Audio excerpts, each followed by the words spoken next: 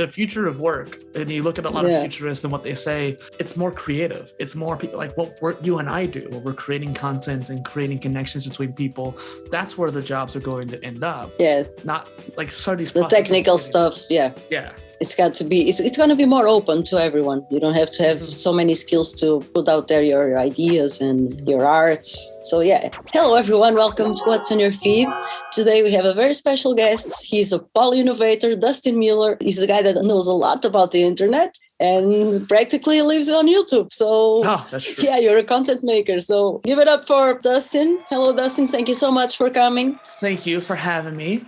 I think it's funny that you say live on YouTube, because it's just one of those things where once you get on a rabbit hole too, you just it's impossible. Friday, actually, I ended up going on a deep dive on NFTs and metaverse, blockchain, and all these different new technologies that I've already touched on in the past. But I was like, I'm really curious. I want to learn more. And because I went on a rabbit hole, I ended up making like a 4,000 word blog post from it, which is pretty cool. It's kind of impossible to explain NFTs just, in 5 minutes. They say that this kind of originates from the Feynman technique, but they say that if you can't explain something simply, then you don't understand it well enough. And nobody understands well enough NFTs. That's the problem. Well, there's one channel I'll show you later that I think he does a pretty good job at understanding NFTs. So if you want to share your screen. And this person right here, Elena Agaragimova, she was a guest on my show. I love her. She's awesome. I love the name. On her show as well, right? And she's worked on a couple education companies, Besern and Bloom Youth, where she's helping people, especially towards the Middle East area, with like getting the skills they need for jobs. She has her show called Shift. It's about getting into the comfort zone. She talks to a lot of people about various different topics. And so I just thought that was pretty cool. Wanted to share her and give her a shout out.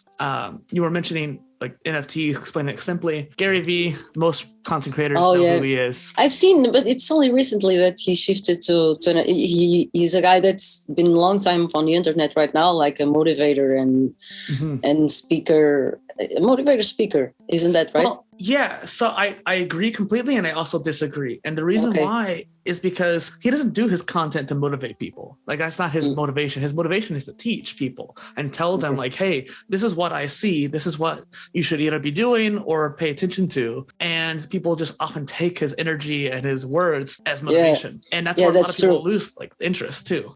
Yeah, he can be a little intense. And one of the biggest things of motivating for me, I don't know why, but like after a while, I started seeing the patterns of his shows and his keynotes and the stuff he says. When you start watching somebody so much, which obviously with him, I watched a lot of his content, like you start seeing the patterns over and over again. And one of the things he kept mentioning that kind of stuck with me a couple years ago was that you should be creating 100 pieces of content a day. Oh my God. And when you hear that, it sounds insane. But if you take this episode, like let's say this episode's 45 minutes or an hour, it's like a nice long piece. There's probably at least 8 quotes you could be taking out of there. You take those quotes, you make them into an image. Okay. You take the quotes, make it into a clip. You take the transcription, you have a blog post. You take the audio out, you make it a podcast, video, obviously YouTube. And so you're already having a dozen posts right there. Yeah, I guess we have so many platforms today with different formats of media that's a cool idea. Yeah. One of the only other things is that he was talking about NFTs over the past year. And so he actually interviewed Mark Zuckerberg as of recently. Yeah. And the interview was really interesting when it came to like how understanding, like where does this thought leader and someone who's becoming a thought leader in NFTs, like where do they think it's going to happen and what's going to happen next? And so I just thought that was really interesting as well. It's funny because I don't know if Mark Zuckerberg is the guy that's going to tell us the truth of what he thinks. It's not a very trustable guy. A lot of people don't trust him, but the one thing is when someone's really passionate about something, they often can't hide it. And he's obviously very passionate about like AR and VR and the future of the internet. I trust that it's going to be going in a decent way. I just don't know if it's going to be Facebook's metaverse or Microsoft's metaverse or the metaverse itself that's going to be successful. Yeah, maybe eventually they all crumble up into one. I don't know. Yeah, anything could happen. So this is a philosophy channel I came across a couple years ago or about a year ago or so. And from Lao Tzu to Nietzsche to Buddha and obviously every other philosophy throughout the world, he or she does a good job at explaining these philosophies and the ideas. And especially when I find one that I find really interesting, it hits you in a deeper way. And the way that he explains the ideas, I think, is very useful. I'm not used to sharing my YouTube channel. This is a challenge. It is a challenge. And I think it's interesting too, because I find a lot of rare channels that I just don't get to share with people. And I mean, I say rare, but a lot of these people have hundreds of thousands of subscribers. Yeah. Some people just don't know about it, which is why I think your show is really interesting, because it shares like I might find interesting, but you might not have ever in your feed. You know what I Yeah, of course. That curiosity, because sometimes you get on your own bubble, and I go mean? to my YouTube account sometimes and I watch all the things that are on my homepage, and it's like more of the same. And Oh yeah. this kind of helps because you watch as much as one thing, one video that's not on your normal range of interests, and then your whole feed explodes with new things. Oh So my it's gosh, yeah. super cool. This is one of the channels that I really like. Adam Sinecki, who is the Bioneer. I would honestly say his channel is quite like mine, where the topics are very ranging. It talks about fitness, mindset, supplements. He has a lot of fitness videos as of the past few years, but he's talked about all kinds of stuff, like how to think like Batman, for example, which is just a unique idea for a video that no one else does. I just think that was really cool. That's very curious, and there's a lot of work in those videos. I mean, even like the life of Bruce Lee, like learning from the legends, it's an interesting video topic because Bruce Lee is a phenomenal, he was a phenomenal person, and learning from his like philosophies and lifestyle is a great way of just like improving your own life. Yeah, so this is kind of mind, body, and spirit channel to give you tools to improve yourself in some ways. Okay, that's a very good assumption there, I think. Speaking of that trifecta, one of my philosophies on my own content is called the 4 pillars, where I focus on the 4 major areas of the life: the mind, body, spirit, and emotions. A lot of people kind of group emotions with spirituality or mentality, but I find it as a little bit different. Yeah. You wouldn't put IQ and EQ together per se. Like emotional intelligence is obviously different, and understanding your own emotions and the emotions of others, and putting that into videos too. Like even right now, I'm looking at the camera, I'm using my hand gestures for whoever's watching this to like see or listening in there. Yeah. This guy, Alpha Gaming, I'm not sure if anybody here is a streamer. We have our streamers. Yeah. Well, Alpha Gaming is a channel that teaches you how to be a streamer and teaches you all the all the great items when it comes to microphones or products and softwares and news. And this guy has always just been really good at distilling things down, breaking it down, and sharing his opinion without being biased for the most part. And I think that's really important as well. Well, and it's just especially as a gaming streamer, but even as a streamer in general, I found his channel to be very useful. It is because sometimes many people would like to be streamers and they don't know where to start. Doc Williams, I talked to him on his show and my show as well. He is a smaller channel, but he has a lot of very useful videos when it comes to no code. So let's say you're using Bubble.io or Glider or some of these other tools out there where, or Glide, I think is what it's called, where you're trying to create an app without actually coding it. And there's a lot of new tools out here that allow you to do that. And he has a lot of great resources on that. Yeah. Oh my God, we're becoming so obsolete as people. Yeah. I mean, obsolete, I think that's not necessarily the case, because the future of work, and you look at a lot of futurists and what they say, it's more creative. It's more people like what you and I do, where we're creating content and creating connections between people. That's where the jobs are going to end up. Yeah. Not like studies. The technical stuff. Yeah. Yeah. It's got to be, it's going to be more open to everyone. You don't have to have so many skills to put out there your ideas and your arts. So yeah. I guess I'll just keep going here. I am a nerd. I like video games. And one thing I really like doing is playing emulators, which are just playing old consoles on a newer system, for example. This particular item is called a Chromecast, right? A lot of people know the Chromecast as a device where you stream your phone to it. This turns your TV into like a smart TV. Yes. So this is different than the regular Chromecast. A lot of times when I tell people Chromecast, they think of the old ones. The old ones, you literally just take your phone and stream from your phone to the TV. This one is like a Roku or a Fire Stick, where it has an actual operating system on it, which I thought was really cool. And this is where I get kind of nerdy, because it's Android. So you can put like almost any app on there as well, including emulators. So this tiny little $60 device allows you to play PlayStation or Game Boy or it's like Nintendo. Raspberry Pi. Yeah, like a bit like that. Okay. But with the operating system is really unique too. This particular UI I find to be very useful. You have your apps here, including your videos and emulators, but it has what you continue watching. And depending on what apps you have, like Prime or Disney Plus and YouTube and Netflix, and have continue watching on here based off of all the apps. Unlike some of the other ones where it only does like one. Yeah, it's like an aggregator of all your accounts. That's exactly the word I was looking for. Thank you.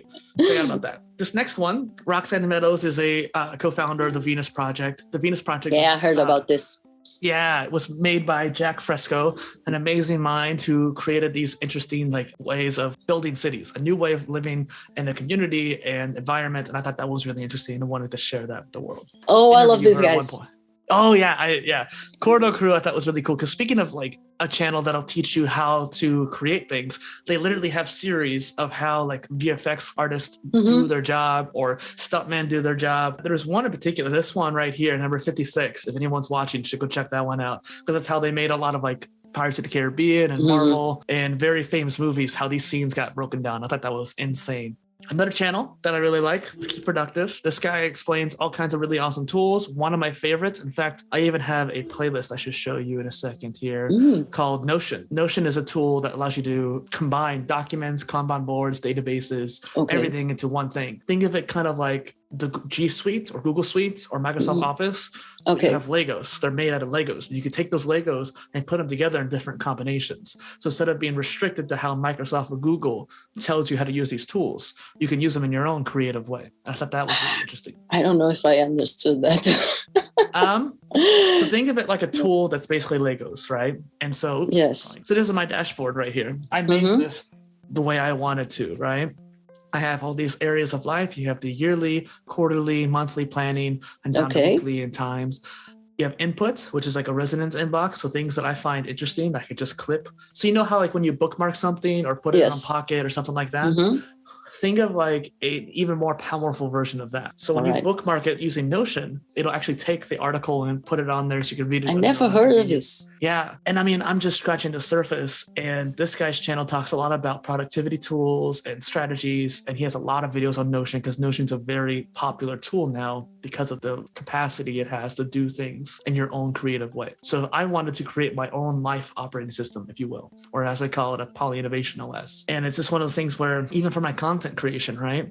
I have a series called the Omni Content where I create a blog post, video, and podcast all in one go. It's like a trifecta piece. Every episode is all three. Instead of just making a video or blog post, I make all three, then I chop that up. And so each one of these lines in the database is an episode. And the really cool thing is when you go in here and click it, it's actually a document that you can actually use. It's super organized.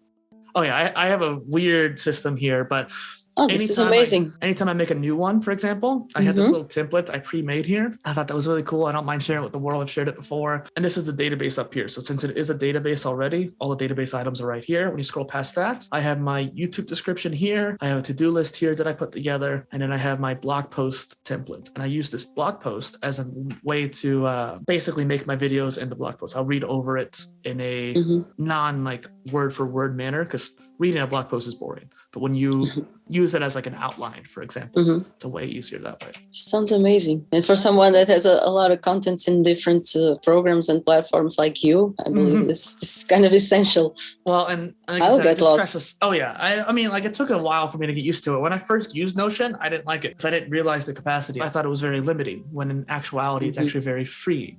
I hated Google Sheets, and I had Google Sheets full of hundreds of items in there, and I couldn't organize them in any way, shape, or form. I moved to Airtable. Airtable was great, but I still couldn't really organize it the way I wanted to. Notion allowed me to do that. I created this playlist actually for people, anybody who wants to learn Notion. I have some of the more basic videos at the top, and then as it goes down, it gets a little bit more complex. And there's one channel in particular, August Bradley, that you'll see a lot of on here because his entire channel is about Notion, and he has just the greatest videos. I've actually made this playlist because I kept getting lost on his channel of where I was because I was trying to watch his entire channel. Speaking of which, I guess that's probably a good channel to go look at. He has a system that's similar to mine called Pipes, Pillars, and Vaults. And so I'm obviously influenced by him, but I tried to make my own in my own way. That's the whole point of Notion, is to actually be who you are and choose your own particular way of doing things. And his channel is just so interesting, like how you use the tool, how you think in systems thinking. He teaches you that. I thought that was really cool. The pillars, these are like, how do you describe? It's like your motto. I have the foundation of the self-education, right? My whole personal brand, I built out because I was trying to pursue my own learning. I couldn't find a degree that suited me, so I made my own. Yes. And in this whole mindset of creating one, I wanted to find a way to create a system. So I created my own do-it-yourself degree or modular degree, now that I call it, in Google Sheets of all things. And like I said, it was too clunky. I couldn't organize anything. It was very frustrating. I moved to Airtable, which allowed me to group things well, but it still wasn't quite good enough. Every line in a database had to be linked to a Google Doc, and you're still using two separate tools. It could be slow. I didn't like that.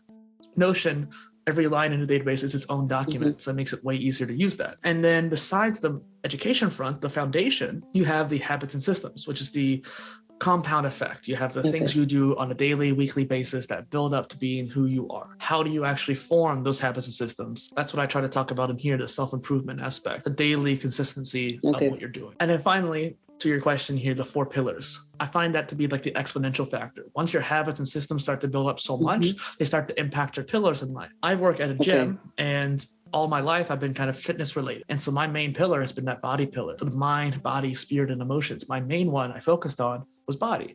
Anytime I make a workout habit, you're starting to contribute and add points to that pillar, I guess you could say. And anytime you're learning, you're adding to the mind pillar. Anytime you meditate, maybe spiritual pillar, that kind of thing. And understanding your life in those ways makes it a little bit simpler for people, just to palatable, if you will. Okay, I get it. Yeah. So so I thought it was more connected with some philosophy pre-existent. That's why I asked. It's a great question, because I made it as a way to modernize old thoughts.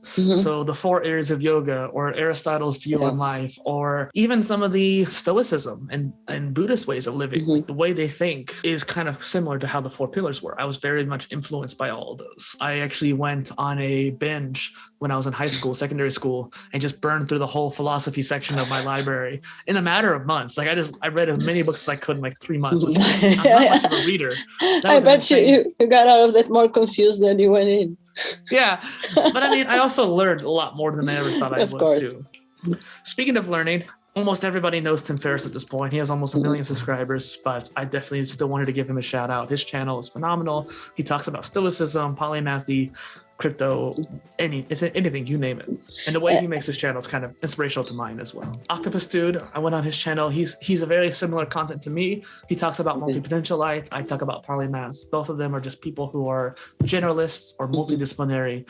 And so we have kind of a similar vibe. Wanted to give him a shout out there. And then beyond that, I guess the last channel I had here was my own. And so I just thought I'd throw that in there. Oh yeah, of course. One thing I always think about as a creator is like how you structure your channel. And so I used up every single space I could on here, which might be a little excessive, but I wanted to really take advantage of it. So the first thing first, having a featured video. Half those channels we looked at had a featured video, but not necessarily one specifically made for this. So like when you look at this trailer, you'll understand in a basic sense what my channel is about. I made it purely for this one section here. And a lot of channels don't do that. And I think that's a very important thing to do. Just like, for example, all the topics I touch on, people are going to be like, what the hell is this guy even about? And so I wanted to give people an idea. One of my main series is my interviews that I do. And that's right here. I've had 96 people on my show in a matter of like since last May, essentially. Whoa. Yeah. My other series, the Omni Content, like I mentioned, a couple playlists here that I just curate. Oh, this is super organized. So now we have to make your top 5. Top 5. Number 1 I want to mention is Bioneer. I think he's really awesome. I tried reaching out to him. I think he's just too big for my channel right now because I want to have him on my show as soon as possible kind of thing. But like I wanted to give him a shout out there. August Bradley's channel I find really helpful as well. Corridor Crew, because Corridor Crew is definitely super useful. And I've actually enjoyed it. And it's fun. It's really fun. And then Keep Productive. Like I said, I've learned a lot from the channel. That playlist I made, a lot of the videos are from here too. And Alpha Gaming, like I said. These are all great things to know and share. And they must be very helpful to you because these are all things that help you improve yourself. So yeah, it's a very wholesome list of channels that you brought here. Thank you. I think that too. I've never like read books for fiction, right? I've always read books for nonfiction. Okay. I guess when I was a kid, I did read some fiction because I loved the whole hero stories and hero motif. But beyond that, and beyond like Bionicle or Del Toro Quest, whatever book I would read as a teenager, I'd always pick up those self-help books and like learn more. Like functional books. Yeah. Thank you so much for coming here. And please, everyone, check Dustin Miller, PolyInnovator. He's all over the internet. He has a website, he has a TikTok, Instagram, everything. So please check this guy out. Thank you so much, Dustin. And we'll keep in touch. And maybe we'll see you again here on the channel. I'd be happy to come back on. You can find me at PolyInnovator.space or at PolyInnovator on any channel you choose. So yeah. Thank you so much. Bye-bye, people. Bye. Sorry, I didn't mean to interrupt you. No, go away. Go away. I'm sorry. That's not what Go away. Okay, well, bye. Go away. That's a nice little blooper right there. That's a Portuguese one. That's a Portuguese fault. Well, no, I said, go ahead. That's what I was going.